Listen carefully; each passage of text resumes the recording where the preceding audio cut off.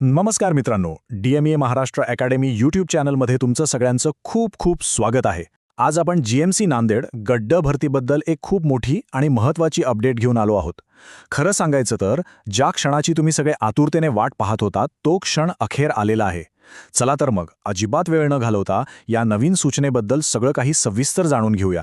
तर सगळ्यात मोठी घोषणा काय आहे माहिती आहे? डॉक्टर शंकरराव चव्हाण शासकीय वैद्यकीय महाविद्यालय नांदेड यांनी गट ड पदांसाठी कागदपत्र पडताळणीचं वेळापत्रक आणि निवड यादी दोन्ही गोष्टी अधिकृतपणे जाहीर केल्या आहेत. हो, तुम्ही अगदी बरोबर ऐकलंय. कित्येक उमेदवारांची प्रतीक्षा आता संपलेली आहे.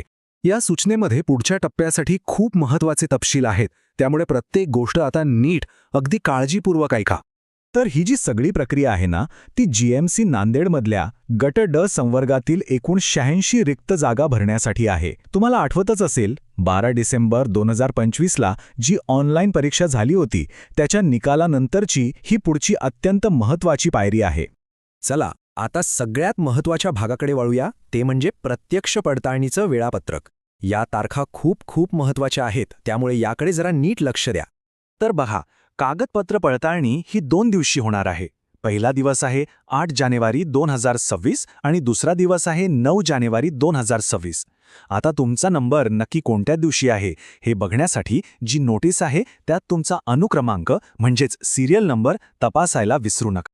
आता आपण येतोय सगळ्यात महत्त्वाच्या भागाकडे, म्हणजे तुम्हाला कोणती कागदपत्र सोबत न्यायची आहेत. ही एक चेकलिस्टच समजा, आणि ही फक्त नांदेडसाठीच नाही, तर मुंबई, पुणे किंवा इतर कुठल्याही GMC भरतीसाठी तुम्हाला नक्कीच उपयोगी पडेल.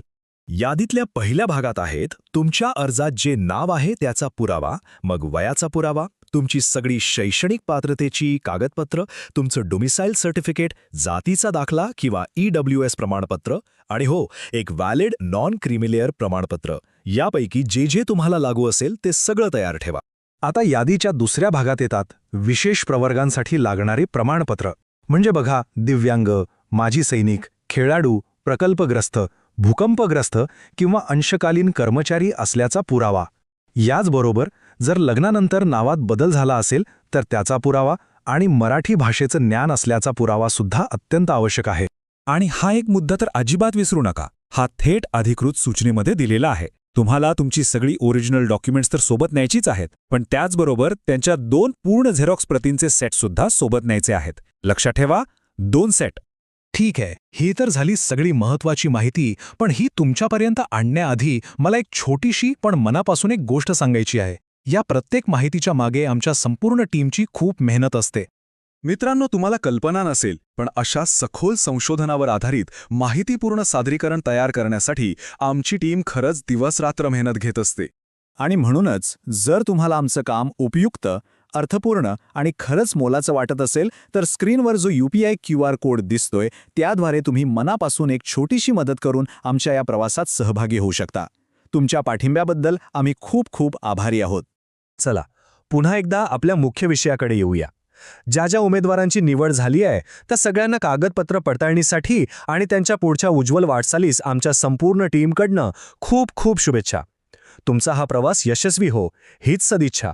आणि हे सगळं संपवण्याआधी एक शेवटचा आणि महत्त्वाचा प्रश्न. तुमची सगळी कागदपत्र तयार आहेत का? एकदा पुन्हा सगळं शांतपणे तपासून घ्या.